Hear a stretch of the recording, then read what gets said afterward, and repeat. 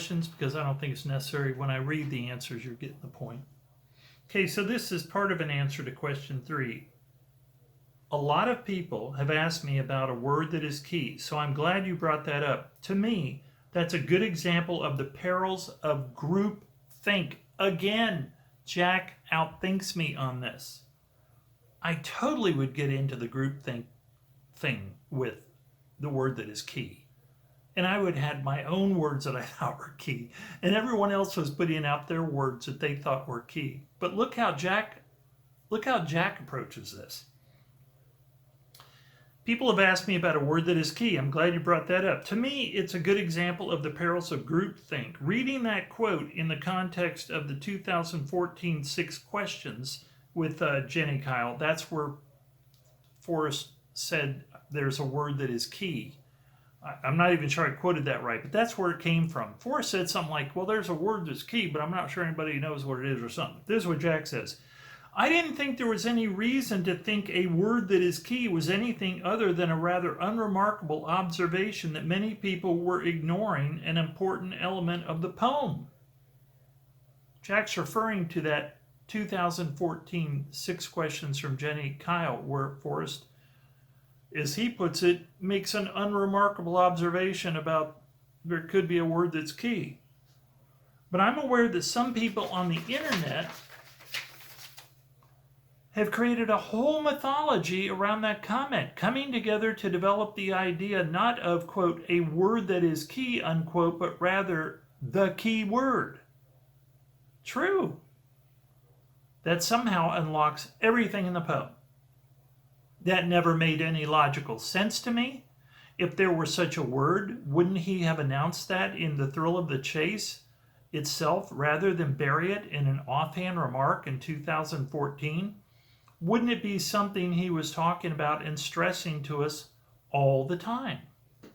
My guess was always that was just an observation he made in the moment, and he probably wouldn't even remember 6 years later to what word in the poem he had been referring. I did ask him after finding the treasure if he remembered, and he said no. Forrest Fenn didn't even know what the key word was. I mean, folks, you can't make it up. It just reads too true to not be true. Jack is the finder. Jack is the finder, and it is over. It's over. How you doing, Tober, Bober? You know, Tober, you really. Oh, he's getting a hurry. I just think that's amazing. Forrest Fenn did not even know what the key word was when Jack asked him about it. And it's so true what he said. A whole mythology had been created around the key word. That's great stuff. That's, again, when I just sit there and read it and go, this sounds so true. It sounds so believable to me. Am I done yet? I could be done with the 6 questions thing. He goes on to talk about that the blaze is damaged. And, I think that's huge. And I think that makes it, he himself says, almost impossible without the chest there for you to figure out where it was. Because the blaze is now damaged. Plus, even he had to have the chest there to prove that he had found the blaze, which he realized was broken. And so...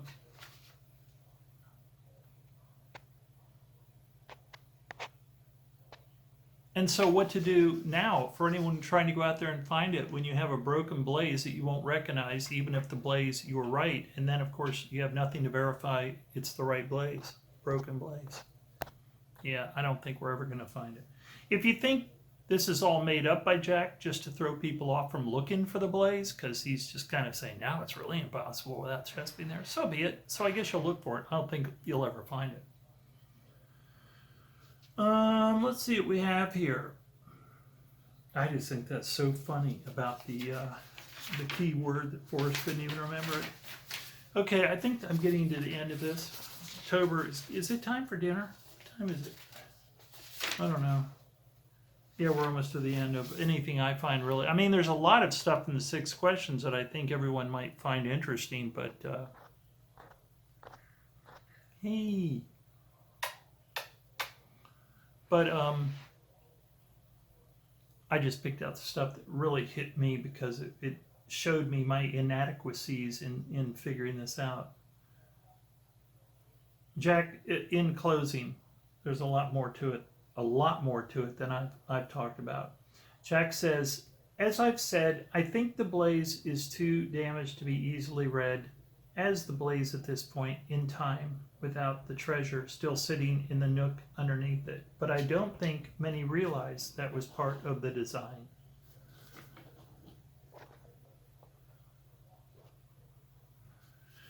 Okay, folks, that's about all I've got. I'll have a lot of stuff in the description if you want to go look at the links to different things.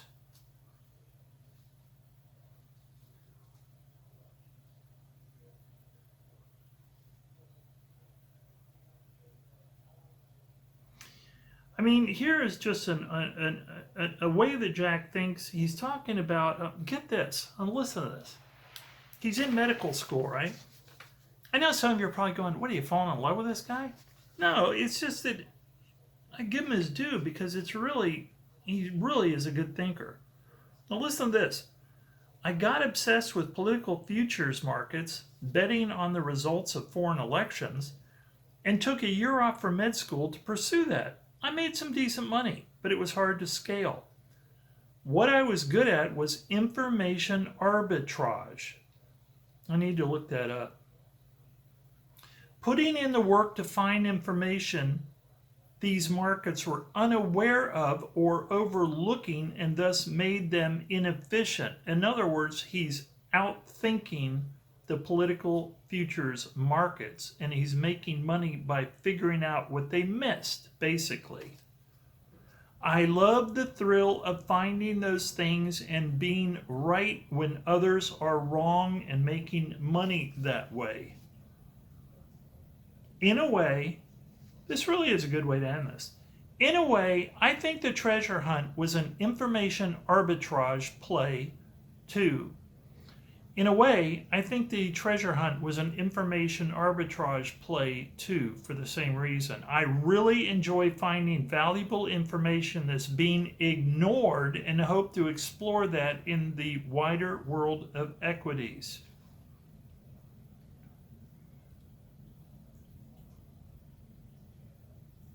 He goes on to say, having the treasure and selling it will allow me to be free to choose my next chapter in life and explore the world without worry. Oh, I thought he was going to say something about, well, it's somewhere in here he says something about he thinks he's going to sell part of it to the public, and that's really cool. I mean, it sounds like he's going to maybe make parts of it available, break it up for the public to buy, and that would be cool. I don't know, folks. I just am really impressed with Jack Stuef. Like I said, thank you for doing the 6 questions because Jenny and Jack both, because when I read it, then I was able to just go, okay, it's over. This guy knows what he's talking about. That's what I'm saying. Jack Stuef knows what he's talking about. Too smart, 2 together, and really had good ways of looking at things other than I would have to figure out the poem.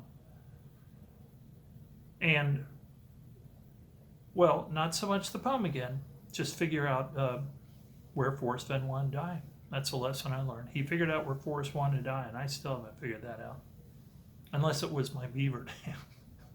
I'll leave it at that. Everyone have a good time. It's over. Maybe if things come up legally with Barb and them, it'll be worth looking at. If it's worth anything. If Jack says anything more important, it's worth looking at. If anyone is able to go out and actually find the location by marrying it to the poem, if anyone's able to go out and actually find the location and prove it's the right location by marrying it to the poem, that'll be worth looking at. But people just coming up with solves on again and again and again and over and over and over, it's not worth bothering with. Okay, everybody, that's all I got for you. Hope everybody has a good time. I'm going to come out with new stuff coming up.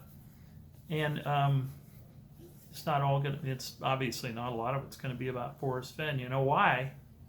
Because it's over. The chase is over. Yes, it is. Everyone have a good one. Bye. Hey, everybody. It's Eric Johnson. I'm I've got a 5-parter. You're at the end of a 5-parter. And what happened was with part 5 was that I only had 10 minutes of material. So I decided to add a little bit, and it was perfect because I saw something online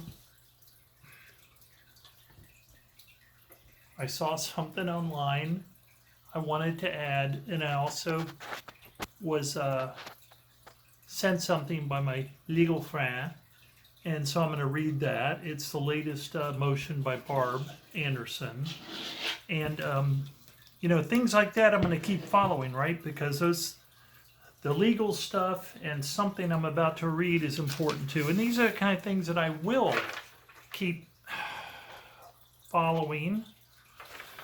Because, but not off in the weeds with thinking that the treasure has not been found and it's still out there. There's still, the only hunt still going on, as I mentioned earlier, it should be in my previous videos, is what I'm about to read, and I think I mentioned this. The only hunt still going on, if you want to do it and if you think you can pull it off, is to find the location that Jack Stuef's already been to. If you can do that, if you can go there and find that blaze that is now distorted, broken, damaged, and you can figure out it's the correct blaze without the treasure there below it, which is what Stuef said was the only thing that allowed him to know he was correct when he determined that was the correct blaze, even though it was broken. Without that treasure there, he seems to think it's virtually impossible. I would think it's virtually impossible, but if you can pull it off and find that location and want to exploit it for a documentary or a book or something, I don't know how in the world you're going to confirm it, because Jack Stuef, I'm sure, will not talk, and Forrest Fenn is dead. But this is what Dale said. Someone said, Fender's Keepers wrote Dale and said, and this came to I noticed this when, because it's highlighting what I've already said, and I thought it was good to see it put out there by someone like Dale. Because again, as far as I'm concerned, the chase is over as far as finding the treasure. So someone says to Dale, you've been in the thick of all of this since the beginning. Do you believe Jack Stuef, and is this really over? Dale says to Fender's Keepers, Jack is the finder. It's over unless you want to figure out the solution and where Forrest hid the chest. He is saying no more than what I've already said. He is saying you can still go out there and look for a location. I mean, don't be misled by what he just said. He wasn't saying the chest is still out there and, you know, he just said, no, Jack is the finder. It's over unless you want to figure out the solution of where Forrest hid the chest. Good luck doing that, because I think it's virtually impossible now that the chest has been retrieved. How are you going to know you're in the right place, especially with a broken blaze? Enough said. Excuse me, Tober. All right, this is what my legal friend sent me, and I'm glad he did. He's always a great source. He's always a great source, and he sent me this. It's Barb Andersen's latest motion. Now, I'm going to read what I think is important. This was from December 26th. Barb Andersen, as her own attorney, hereby files this motion to withdraw her pending motion to subpoena Dale Neitzel, and further her motion to publish docket entries by Catherine. I don't know who Catherine is. Someone else that's involved with her. Last week, remember I mentioned in the previous videos that she was trying to subpoena Dale and his website. Last week, Andersen filed a motion to subpoena Dale Neitzel, another blog owner. Prior to saying Andersen had asked this blog owner to preserve his web blog site. The site was deleted last night. This date was moved up from December 27th to December 25th. Given that the deletion is now complete, there is no need to issue a subpoena prior to Andersen's amending the complaint, given that its threatened deletion is now complete. Andersen will subpoena same after amending the complaint to see what remains from this blog owner. Andersen emailed this blog owner and asked for preservation of materials, documents, and to consult with Fenn's litigation counsel prior to deleting the site. Then it goes on to talk about Andersen and her thoughts about K-Pro and Candy Irving. I'm not going to get into that. I don't really see that it amounts to more than kind of, it doesn't really amount to much of anything. It's just her commenting kind of on K-Pro and Irving. I think people know that Barb's been going at it back and forth with K-Pro and Candy Irving. So I won't get into that. K-Pro's last name now is, I guess, Ogilvie. Ogilvie. Didn't she get married? Did she get married to Mike? Isn't Mike's last name Cowling?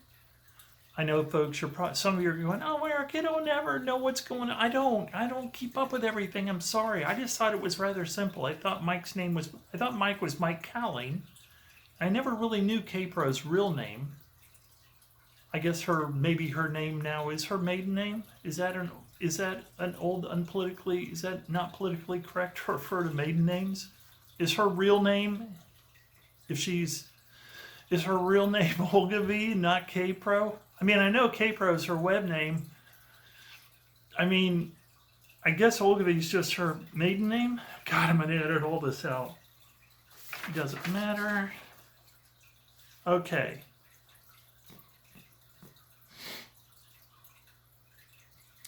Okay, so apparently Andersen has had a run-in with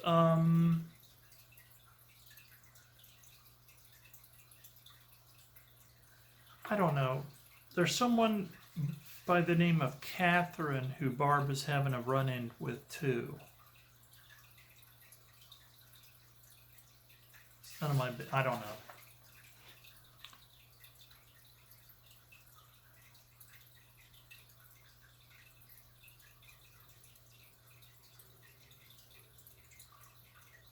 All right, here's the important part. And here's what my legal friend said. He said,